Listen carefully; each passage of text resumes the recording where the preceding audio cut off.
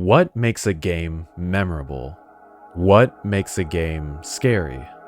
It is rare I find games that remind me of dreams, or make me feel like I'm playing one stylized or done in such a way that reminds you of flying or walking on the clouds of a strange and sleepy realm.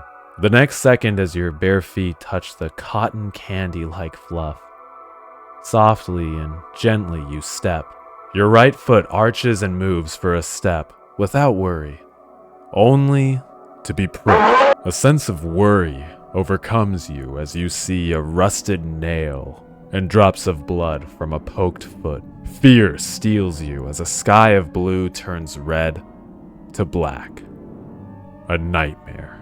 That haunting, lost feeling is exactly what this lost media game reminds me of. Before we dive any further, allow me to introduce myself.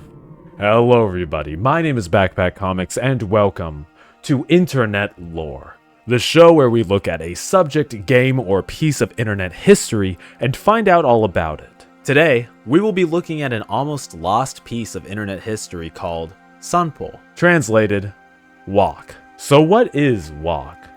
What makes the game so good? How is it a piece of lost media? What are some of the deeper themes and connections of the game? Well, let's dive into it. Unlike most of my deep dives, I will not be playing the game in this one. I do have a playthrough here on my channel if you'd like to check that out though. Walk is a game about a young girl walking home from school.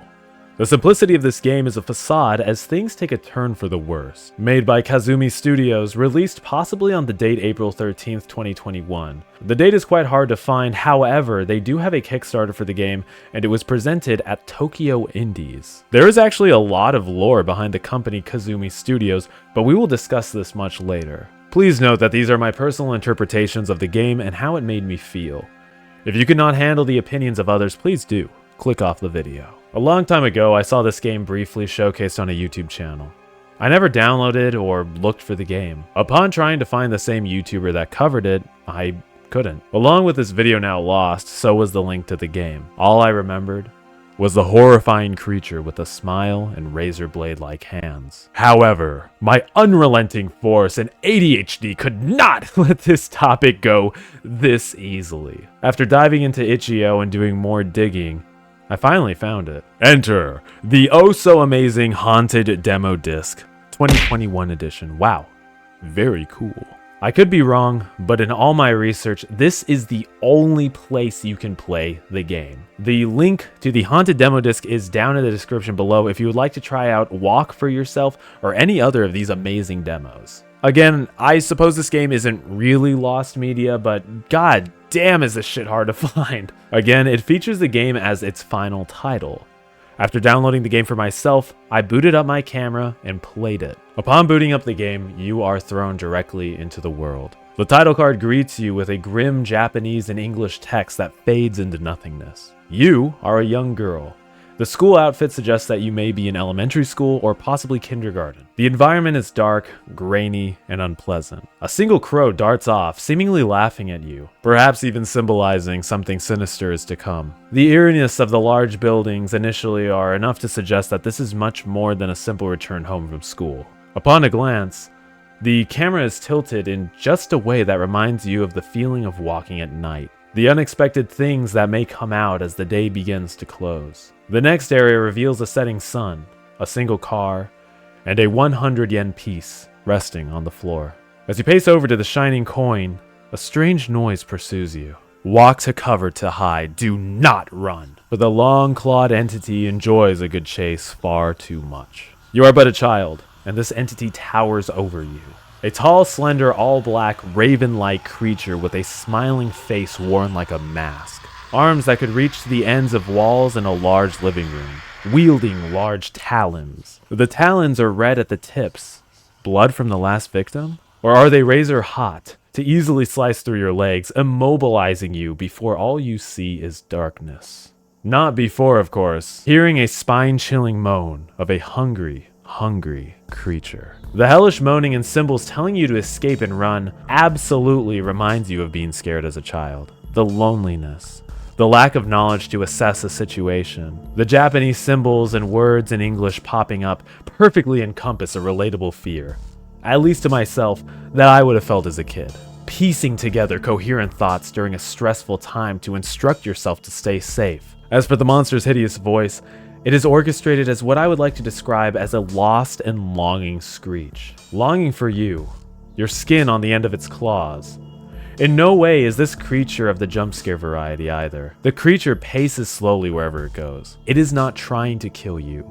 It knows it will kill you. Whatever this entity is, your soul already belongs to it. After hiding, you go to where the monster came from only to reveal a vending machine. On your stroll to the machine, a fish falls from the sky, which we will talk about later in the video. Believe me, this is a whole can of beans. Your next goal is to find an exit. The vending machine actually harbors a key to a black gate. Just short of 100 yen to claim the mysterious key, your goal now is to find 100 yen more and claim the key. Hopefully, escape.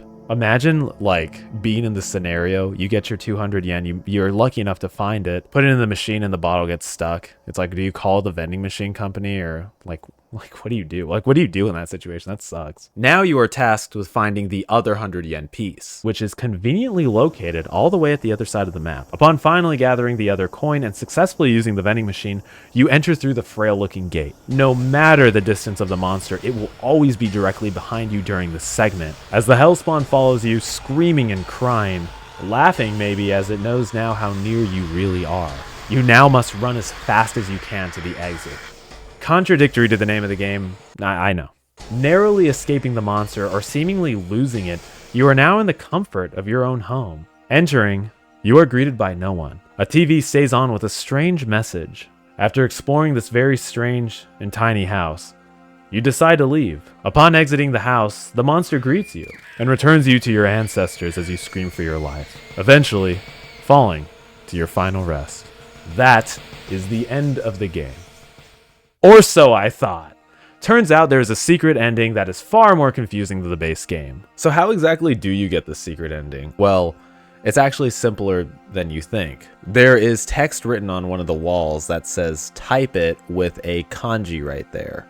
You know, I'm kind of tired of watching this channel. Let me type in channel 2. Wait a minute.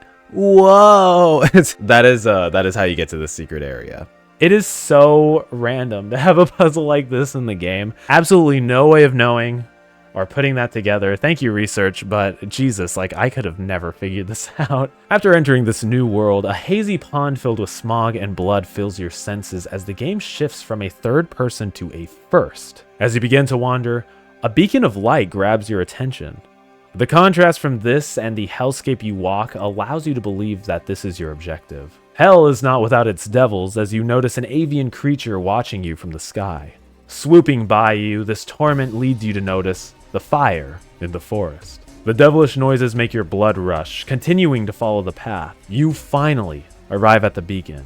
The beacon is not light, but is a pillar. Stairs begin to fabricate beneath you, scaling this large pillar in hopes you will escape hell and find somewhere, anywhere, but here. Tablets of unreadable text float around you briefly as you climb, before they disappear. The music begins to clash with itself as the raven now has its eyes on you. It will not let you leave. It begins to look for the best ways to swoop in and stop you from your ascension. You ascend higher without the molestation of the demon, forgetting about its hate towards you, freed of the thickness of the fire and red sky, its changing colors. You believe you can leave. Hope fills your mind as the adrenaline pushes you forward. You notice differences in the stairs, some having offshoots like tree branches. It is then when you are taken by the talons of the hateful witch. The tormenting spirit guides you higher and higher until dropping you. You mutter a sentence as the entity drops you. Ai perkele, and you descend back to hell. On your fall, you see the girl we play as in the main game. A commercial plays in almost a comedic fashion after the title screen flashes for a moment. The man singing is then covered by a logo, one interestingly from Finland, and thus ends the secret ending of the game. Here's a little backpack fact. The Raven in the secret ending of the game is actually very easy to glitch. So you could actually run to the very top of the pillar and there's absolutely nothing there. It's just a cutoff area. So all that hope for nothing, huh? Because you can't even get up the pillar. So what is it about this game that makes it so unique? After playing it, or after reviewing it, a lot. For starters, the secret ending being so cryptic, all of the symbolism, I could go on, but let's just stick to the basics for now. This game is only found on this demo disc and nowhere else to my knowledge. As the demo disc entails, this game is simply a demo, a small taste of a possibly soon-to-play full game. It has been about 3 years without an update, but yearly the Twitter page of the studio is updated, posting vague and strange photos, in Japanese of course. There is yet to be an update this year, and maybe there will be one during the spookier months of the year. Let's take a closer look at the posts and just see what the posts say. Posting a lot during the main development of the game, but then severely slowing down after 2021, we are left to yearly updates and very small activity on the Kazumi Studio social media. Posted on September 15th of 22 is an obscure kanji that translates to none. Nothing more was posted that year, though the account was active through replies and likes. There is also a series of pictures here that are unrelated. The first picture, published March 14th of 23, translates to "Please be calm," and the second, posted on the same date, states "I am fine." The dev of the game actually plays into a lot of the lore, again diving into that a little bit later. I gotta say, this game took so long to research. Longer than any deep dive I've made so far. I had such an incredible time researching and solving puzzles and finding clues. Again, this did take a very, very long time to make, so consider subscribing, liking, maybe even leaving a comment. Wow, you made it this far? Amazing. Now back to the point, onto the face value of the game, which is gameplay, music, environment, etc. The gameplay has tank controls, which are so perfect for this game. The clunky turning mechanic makes it that much harder to avoid the Raven when it comes for you. The game is actually pretty challenging. All this enemy does, all the witch does, is walk. That's all it does. This well-programmed antagonist is smart enough to check her corners to find you. If she does catch you, you cannot escape. As the game's name is Walk, she will speed walk to you. After reaching you, she will gruesomely rip you to shreds. The game is extremely fun to play, and I do highly recommend you try it out for yourself. The tank controls are crazy, and the controlling in the secret segment is really weird, especially from going from tank controls to using a mouse to look around. Very, very strange. Do I even have to comment about the music? I will be blasting these in my car until my speakers bleed. All jokes aside, the music scores, oh my god. The music scores just really make this tense and immersive. There is something about hearing the antagonist snarl and growl while hearing the thuds from the beat that just make you want to have a nervous breakdown. I love it. I really enjoy the song after you're introduced to the monster. Sound design in a game is absolutely everything. I think all the sounds done in this game do an amazing job of conveying a hell-like experience. Not even a hell-like experience, an experience of being stalked, an experience of facing something unknown, an experience of being a child. From the music to the sound design, it is incredible, especially paired with the tank controls of having the struggle of trying to get out of the way before it speed walks over to you. Again, it is a great horror experience. The environment is just as harsh as the music, as it pulls no punches.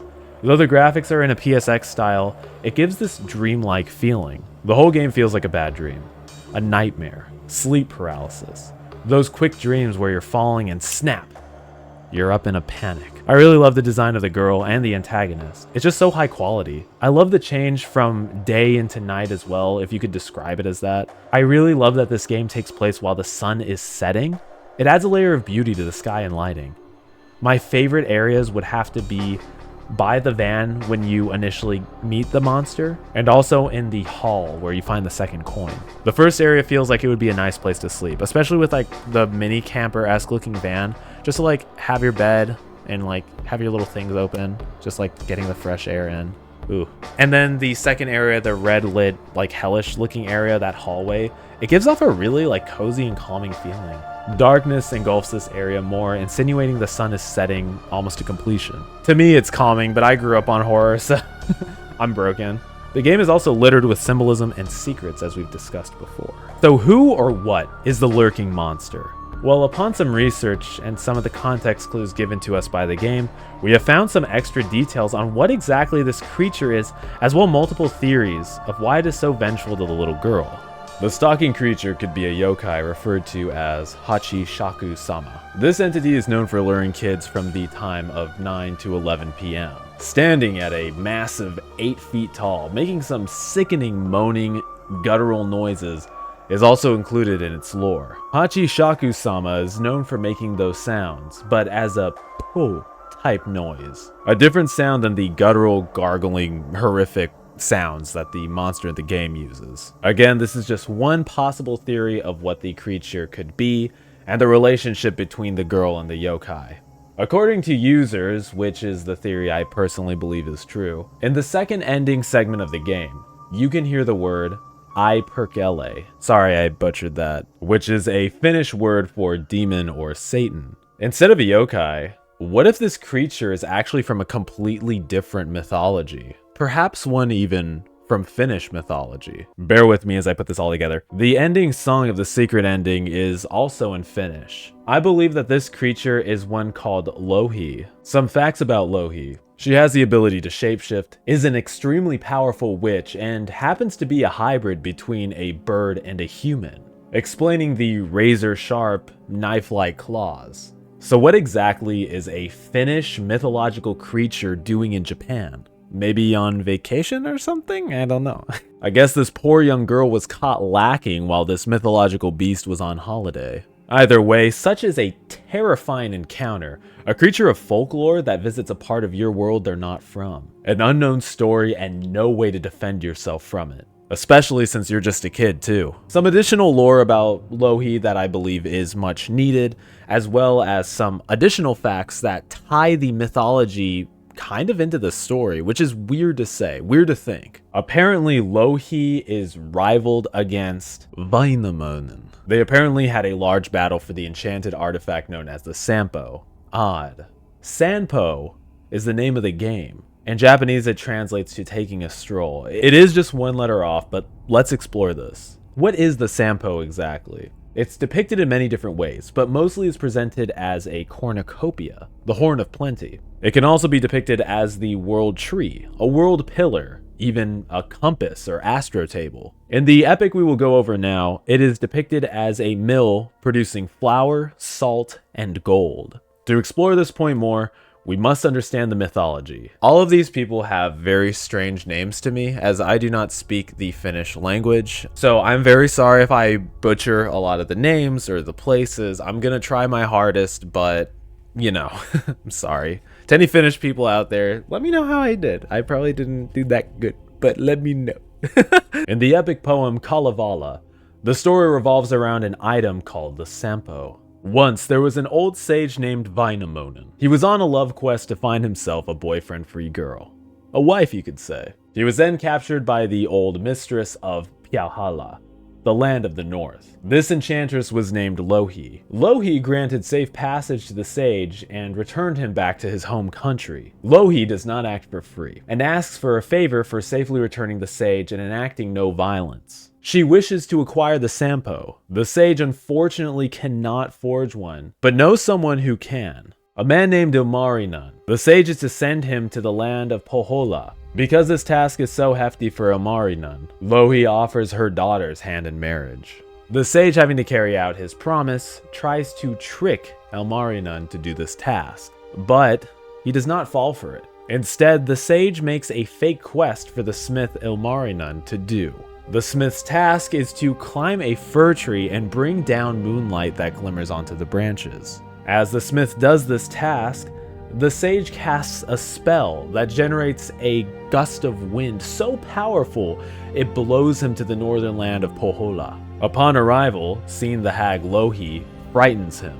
But upon looking at the daughter's beauty, you could say he concedes. This convinces him to forge the Sampo. He takes 3 days to build a forge.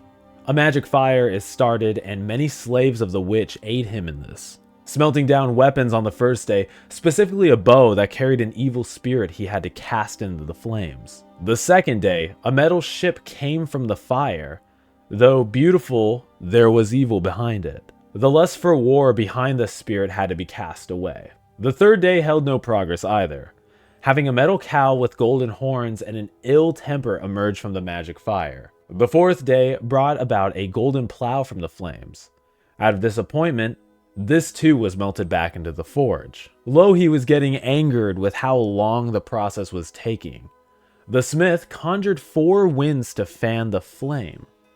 The winds blew the flames of the forge for 3 more days until the Sampo was conceived. The Sampo took the shape of a magic mill that produced salt and gold. Presenting this to Louhi, the hag locks it away in an underground vault. Now the smith, returning to his promised maiden, he asks for Louhi's daughter to be his wife. Again, unfortunately, she dejects his proposal, for she does not want to leave her motherland. Unfortunately for the smith, his lore states that he is unlucky when trying to find love. In class, what did we learn? Don't simp, and don't get tricked by sages. They're tricky. So now after I read probably the middle verse of the Kalevala, and the Kalevala is essentially, it's just a bunch of poems. And because it's a bunch of poems, it's actually very hard to understand. So in this, I would like to show you my desk. Usually I write this all down on a Google document, but I was feeling righty last night and I just wrote. I wrote so much of why. So okay, let's be honest for a second. The relationship between the girl, Louhi, and the fish, it confuses me. It confused me a lot. I believe that we do have a lot of good finite answers, and I will come to share those in just a moment after I explain the Kalevala. It is extremely hard to understand. I am trying to make it as easy as possible. The story, every website I would read the story on had different details in it. And what I mean by that is they would either have more details than one of the websites or they would have differing details than another website. So it took a lot of cross-referencing to see what was said a lot and what wasn't said at all. Like some things were just exclusive to one article. Some things were, you know, said a bunch. So it took me reading this story a trillion times. I don't feel like an expert at this story either. Usually when you read something or you play something over and over and over again, you gain an understanding of it. But I feel like I have a base understanding of what the story is about and how the story is supposed to flow. The thing that is alien to me is that how is there something new about the fucking story every time you read it? I'm in awe because of that, but I do apologize, and I hope this made sense. We know the middle chunk of the story now. Let's go over the pre-story and how the Kalevala ends, and maybe this will help us discover the relationship between the girl and what the hell is the fish, you know? Let's get into it. So what is the Kalevala? It's a poetic name for Finland, and it means the land of heroes. So essentially the Kalevala starts at the origins of the world. Going ahead to poems 3 through 5, the sage is actually having a contest with somebody named Jokinhainen. So their whole bet between the sage and Jokinhainen, I think I'm pronouncing that right. So essentially, Jokinhainen and the sage have a sing-off. Joker says if he loses to the sage, Väinämöinen, that he will just give his sister's hand in marriage. And the thing about this is his sister is extremely young and Väinämöinen is extremely old. So he gets dunked on, okay, because the sage, Väinämöinen, his magic is done by song. Like there was no way Jokinhainen was gonna win this, you know? So now Aino is supposed to marry the sage. Aino's trying to convince herself, oh, okay, let me, as like I don't know the specific age difference, but it seems very old folklore age differences. Like she's 10 and he's like 70 or something, like, you know, it's bad. So she's trying to convince herself, she's trying to gas herself up, she's like trying to be like, okay, yeah, I can do it. But every time she tries, she's like, you know what? No, I can't do this. So she gets dressed in like jewels and stuff. And I believe before the event, Aino goes and sees washerwomen in the bay. She decides to swim out towards that where all the washerwomen are. So she goes under a rocky outcrop and it flattens her. So she essentially is trying to do anything she can to escape the marriage with the sage and ultimately escapes it, I guess, through death. The rock falls on her and crushes her. Wainamoinen then goes looking for her, so he's like kind of like out at sea-ish, and he actually captures a fish with a net. To his surprise, and I don't understand how you can know this by looking at a fish, but he grabs this fish, he's about to cut it open so, you know, he could eat it, and he's like, wait a second, this is Aino, this is the girl I was supposed to marry. So now Wainamoinen can't marry Aino anymore. She goes back into the ocean and she just swims off. She gets the hell out of there, you know? This is just because of the differing renditions of stories, but in another version, and this is the version that I like the most because it made the most sense to me, the sage sees Aino trying to drown herself while she's, you know, swimming over to the washwomen. He tries to catch her, but in doing so, she turns into a fish. Because she turned into a fish, and he's had so much difficulty with this girl, the sage forbids coming generations to marry anyone significantly younger. I mean, it's a good message. This part is a good message, to not marry or seek out anyone significantly younger than yourself, but God, they had a weird way of showing that. So he stops pursuing her after this, obviously, because she's a fish now and of his new rule. So the whole reason he goes to Pohjola is because he's going on his love quest, man. He's still looking for that dame in his life, and he thinks that they're going to be in the north. But like most old sages with that dog inside them, when during the whole part where they are in Pohjola, the smith and the sage are trying to woo the daughters of Louhi. So essentially, because the smith wasn't able to acquire a maiden, all these boys be maidenless, dude. Like, seriously. Because the smith is maidenless and so is the sage, it doesn't really go as planned. There's some shady dealings on Louhi's end because she is, you know, she's supposed to be like a evil witch. So now the smith and the sage are seeking to steal the Sampo because it provides all of this like prosperity and peace to the land, and they just want to take it back. They do successfully steal the Sampo. They end up fighting Louhi in this very epic battle. Louhi being a very vengeful and hateful witch. She sends like a curse, like disease and stuff, to Wainamoinen and the smith. Louhi also hides the sun and the moon, which is an important detail. So I believe that the secret ending is taking place during poem 48 through 49. Fire is caught by the sage and the smith, and the sun and the moon are released. So during this portion, and how I'm connecting it is because we have yet to release the sun and the moon. We're scaling the pillar probably to get it back, and the entire forest is on fire. This could be that the smith has acquired the fire and he's setting everything ablaze. It is a battle after all. This is some extra detail, but I'd like to just like kind of fill everyone in, just so we kind of know how the Kalevala ends. Marjata, who is never mentioned until this very end segment, I believe, births a son through eating lingonberry. So she eats this little berry, a little berry bush, and she becomes pregnant. By everyone, including her family and husband, she is seen as a whore for this. She births a son and hides him away from, you know, the people's eyes.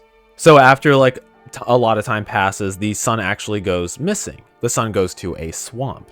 He does not find a Shrek reference, but rather finds the sage. It is very strange that the son knows about this, but he actually blames the sage for Aino's death. The sage condemns the boy to death, but the boy survives. And in this, he becomes king. And that is the story of the Kalevala. Wow. What a damn journey. So I actually have two major theories on who the girl from Walk is, what the fish is. I also have a little bonus theory right here that I'll read after I give the first two theories. So theory number one, the Walk girl is Aino in another life. So why does Louhi want to kill Aino?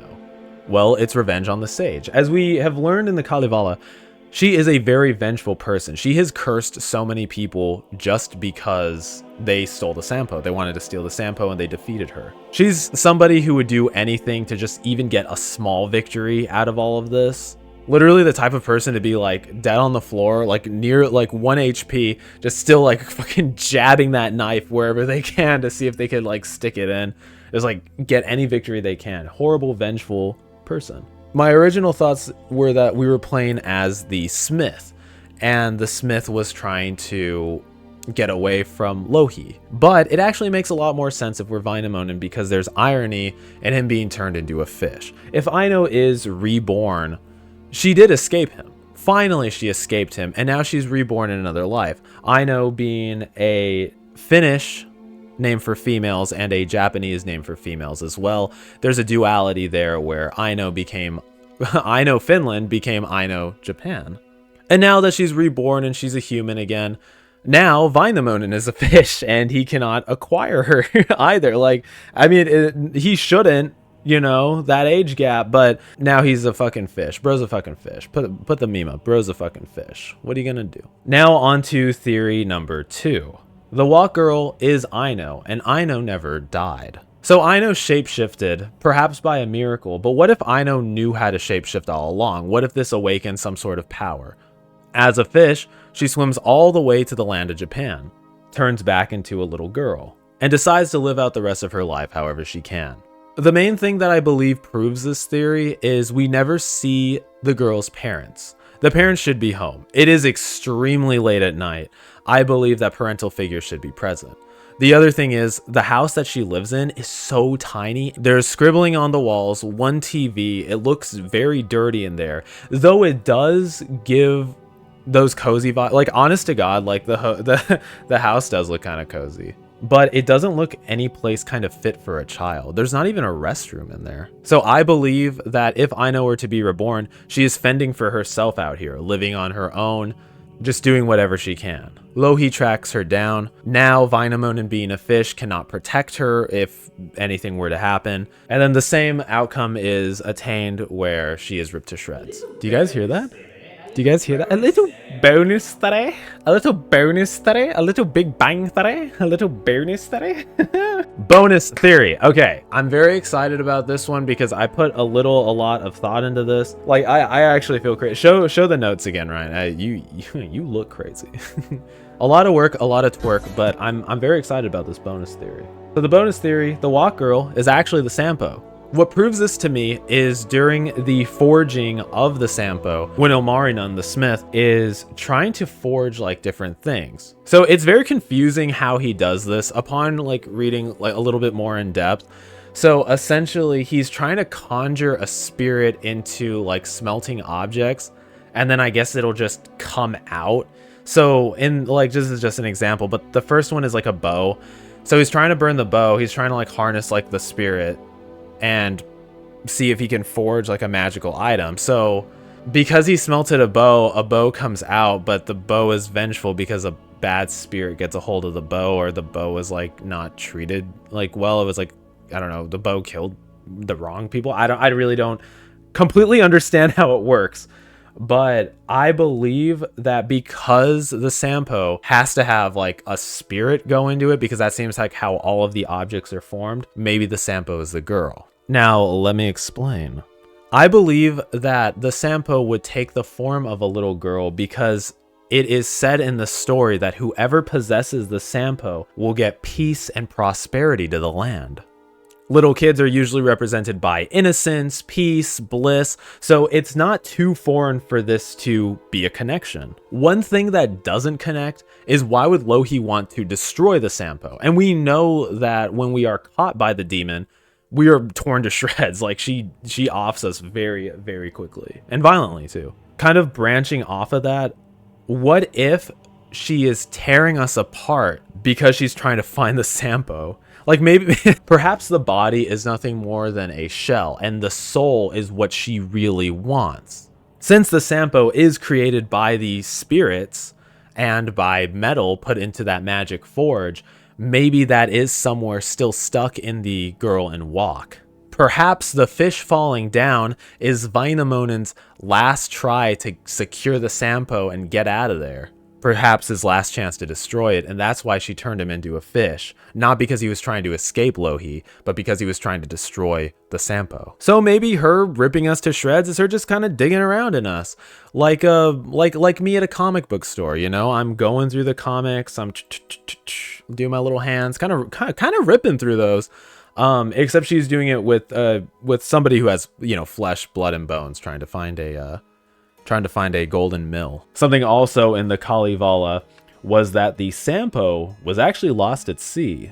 And because of this, it makes sense that Louhi and the gang were traveling so far out to try to see if they could find the Sampo, which is how they ended up in Japan. This also might prove that the girl is the Sampo, but again, a lot is up to just interpretation, and this is all just but a theory. Another interesting detail is when we were going to the secret level, actually behind us there is a soul fish floating. I believe this to be a fish. It could have been a rock, you know, but I believe it to be a fish. What a fish is doing while the island is up in flames and the literal like she-devil is roaming the sky. The witch of legend, really, like I don't know. I don't know is the layman's answer though, because I do have I have some ideas. These ideas being that it could possibly be Aino spying on us, further proving that we are Väinämönen, the sage, that maybe she's just waiting for us to die. She really don't want to marry us, you know? It doesn't really make much sense for Aino to revisit the sage, especially since her one goal is to leave. And if we believe the theory that she did learn how to shapeshift, then this could not be the girl at all. It wouldn't make sense. It could be foreshadow. You know, you see a strange thing, you're like, oh, that's weird. A fish. This island's on fire. It's kind of weird to see a fish. And then next thing you know, turn into a damn fish. That is really all I could come up with the relation between the fish, the witch, and the child. I'm very curious to see what you guys think. Leave a comment down below with whatever theory you think is the best. If you have your own theory, I'd love to hear about it. I guess you could say the raven went to finish off her prey in the land of Nippon, in Japan. Last interesting point about the Kalevala. One of my favorite movie series / book series ever was actually inspired by the Kalevala. J.R.R. Tolkien was actually inspired by this epic, which is insane to think about, and you can kind of make a few connections here and there. There is more lore, guys. It doesn't end. Additional lore that connects this theory actually has to do with the game studio and who they really are. In doing research for Kazumi Studios, I actually found a random website under the name Kazumi Studios that doesn't really seem to have a relation with this Kazumi Studios, though I'm unsure, and there is a connection that's very, very interesting, so let's get into it. Reading a blurb from their website, Kazumi originates from the name of our two dogs, Kazu, a Finnish Spitz, and Zumi, a Shiba Inu. Both are primitive dog breeds with distinctive and independent personalities. They are determined, highly driven, and passionate, befitting attributes describing the studio team. This could be a crazy coincidence, or it could be something pointing in the right direction. The likelihood of this I find insane, as it is far too specific. The double meaning ties into the lore, the setting, even the additional information about the girl. Of course, this could be a result of overthinking, but it's my video, my connection, opinions. I had that section. Lastly, tying in a point I saw in some comment sections on YouTube and some on Reddit, much like PT did, Kazumi Studios could well be a pseudonym. People said the original creator has made some crazy games, but I could never find a name or a game title that they worked on, until I stumbled upon Sana 2000 by Moya Horror. What is Moya Horror? They are a production team based in Japan by independent developer Amosori. As luck would have it, Sana 2000 is set in Finland. Could this be, allegedly, Moya Horror making a strange and unique piece of horror? This certainly ties in convincingly. For a second, I believe that the whole Moya theory was really up in the air until you actually get the secret ending. So in the secret ending, after you're captured by Louhi and you're dropped to the earth, at the very end of the game, when you're watching the weird commercial, the weird Finnish commercial you actually see a logo that confirms that Moya made the game. Sana 2000 is also in the circle, and Finland is located somewhere in that logo. So everything actually connects. I don't feel crazy anymore. I don't feel as crazy anymore. I'm glad that we made this connection. On another note, the song that plays in the end credits is actually a song on the OST of Sana 2000. The song's name is Korpi Kanza, translated Raven Nation. Something so interesting as well when trying to find this song. It's actually featured on Moya Horror's channel. In the description of the song, not only does it tell us that it is the new soundtrack song for Sana 2000 by Arwen Badman, music by Nikki Kuki, and the lyrics and vocals by Amos Sori. Another tie-in, just really quick, Amos Sori and Nikki Kuki, I'm so sorry, are the two founders of the Moya Horror team. But getting back to the main point, in the description, it does state that you might have heard this before by taking a walk somewhere. What do you think? What do you think they mean by that? What do you think they mean by that? Another interesting thing about the song is, though it does sound very upbeat to somebody who doesn't speak it, I turned the closed captions on because I wanted to see what the song actually meant in English. It's very depressing. It's about working all day, drinking your sorrows away. It's pretty sad. Ultimately, though, with this result, as I write this now, it finally feels like I have found my way out of this rabbit hole. From a mythology lesson in both a Finnish and Japanese setting, to the horrors of walking home alone as a child, to even how cryptic and deep a seemingly piece of lost media can be found and hold so many secrets, not only in the game but in the studio as well, is absolutely mind-blowing. There is something so satisfying playing a game as cryptic as this, a game shrouded not only in its horror but in its secrets as well. I'm going to be giving the game a 7 out of 10, a game that hasn't even been released and may never become complete. In its incompleteness, it has harbored some of the best indie game experiences I have ever had. Some of the best research experiences I've had. So now I ask you, what did you guys think about the game?